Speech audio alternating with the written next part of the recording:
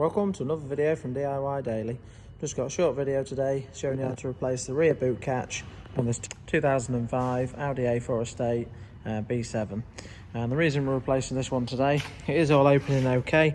I mean, you might have different issues with it. Sometimes they can play up and not open. This one's opening okay, but what it's not actually doing is it's not putting the interior light on. There's a little trigger switch inside the catch, so we're going to be replacing it for that reason. But I'll run you through it all. The first thing we're going to need to do is just get this panel off. So we'll just show you how to get this panel off to start with, and then we'll run through swapping the switch over. If you check out the links in the description below, I'll put links to all the parts used, the part numbers for the catch, where you get them from, and links to all the tools as well. We'll get this panel off for now. Just one more thing, just before we get into the video as well, just forgot to say, if you just click on the link above or check the description below, I'll put links to some other B7 Audi repairs that I've done as well. There's a cam belt water pump replacement, the oil pump drive, and the rear spring replacement on there as well. So, but yeah, check out the links in the description below for that. So the first step to getting the rear panel down, we've got 4 Torx 20 screws. And if you just look up there, you can see one there.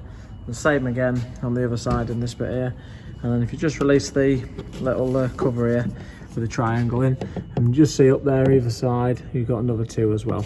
So we're just going to undo all 4 of them Torx screws, and then we're just going to use a little plastic prying tool and just pop the panel away from here, and then we'll be able to pull it down.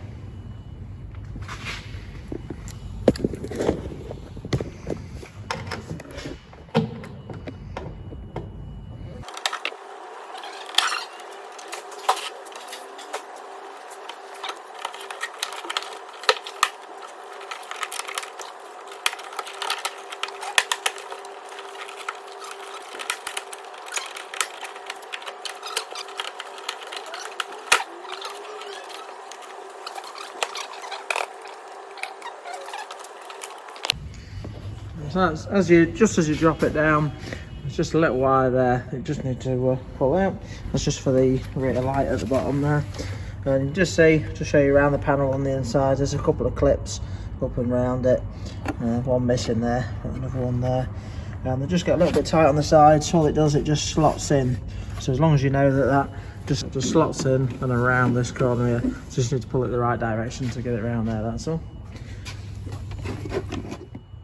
So now we've got the rear panel down, we can quite clearly see the log motor there, and it's really straightforward to replace it. All we're going to need to do, just use a little flat bladed screwdriver, just pick each side of that down, and then we can pull the connector out there, and we've just got 3 13mm nuts. I'm just going to undo them, and we'll get that down now and swap that over.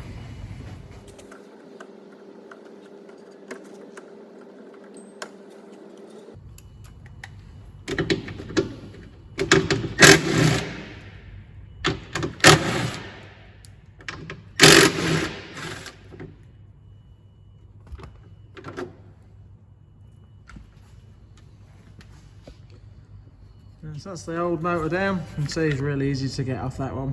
We'll get the new motor out now. I'll put some links in the description below for the part number of the new motor and where you can get it from.